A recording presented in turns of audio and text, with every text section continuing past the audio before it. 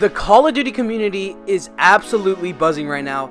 Activision decides to partner with Nickmercs. How you doing, guys? My name is Lottie. I hope you enjoyed today's video. We're going to be talking about how Activision is now partnering with Nickmercs and how it is correlated to them shutting down 100 Thieves.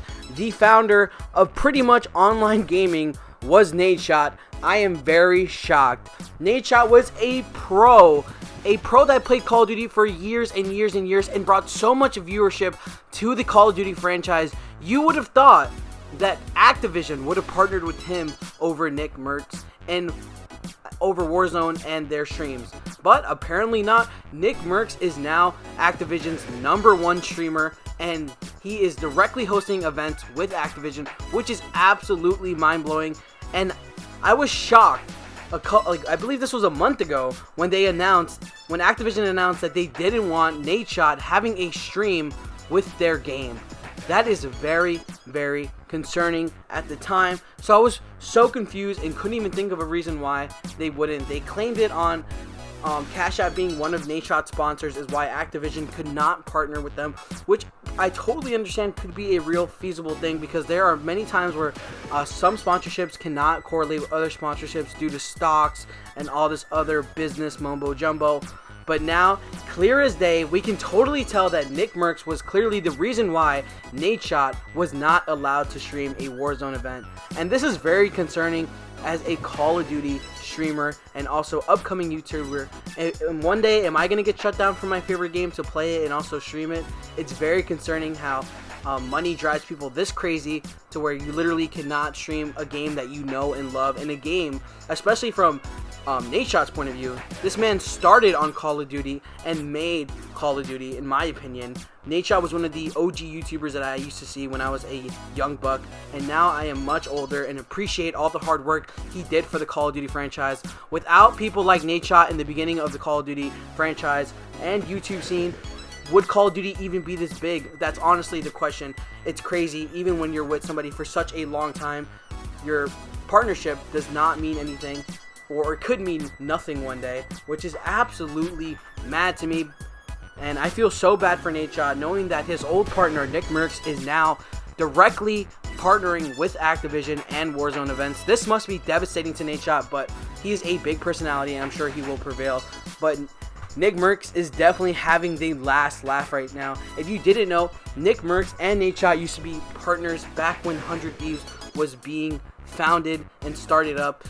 Supposedly, Nadeshot promised Nickmercs a lot of responsibility, money, and also percentage in the 100 Thieves company. But for some reason, that deal didn't come to fruition. Nadeshot ended up backing out of his deal, and it became a huge YouTube drama. I believe this stemmed about 2 years ago, right when Nadeshot was entering the Call of Duty League, the World League, for the first time, not this current CDL season. Nadeshot decided to not drop the $25 million to buy a spot within the league, which is very reasonable. And I'm guessing Nadeshot is definitely having the final laugh in that aspect, because as you can see, the Call of Duty League, from a viewership and a investor point of view, seems to be falling apart due to COVID-19. But I definitely, as a fan, have complete faith that next year, when COVID dies down, the Call of Duty League will prevail once again and be on top of viewership and also be #1. Because as you know, Call of Duty has been the most streamed game right now because of Warzone, but it isn't because of the competitive scene. They definitely need to do stuff on that front to bring more people into the competitive scene, or add a competitive mode to Warzone. If you've been a viewer of the channel, you know I've been spoken about this many times in many different videos, explaining how the CDL really needs to expand full-time into the Warzone atmosphere, because competitive Call of Duty and multiplayer just isn't cutting it no more. Warzone is clearly #1 and will remain to be #1. But anyways, guys, that is my point and take. I cannot believe that Activision really snaked Nadeshot and went with Nickmercs. I guess from an investor point of view, it makes the most sense to go with a big personality like Nickmercs, because he has a lot of power within the Twitch scene, and that is where a lot of these big esports companies are trying to go for the viewership on Twitch and on YouTube, but mainly Twitch from what I noticed. That is why Activision is partnering with the powerhouse like Nickmercs. So this is going to be very interesting to see how stuff prevails. Will Nadeshot continue to support the Call of Duty franchise?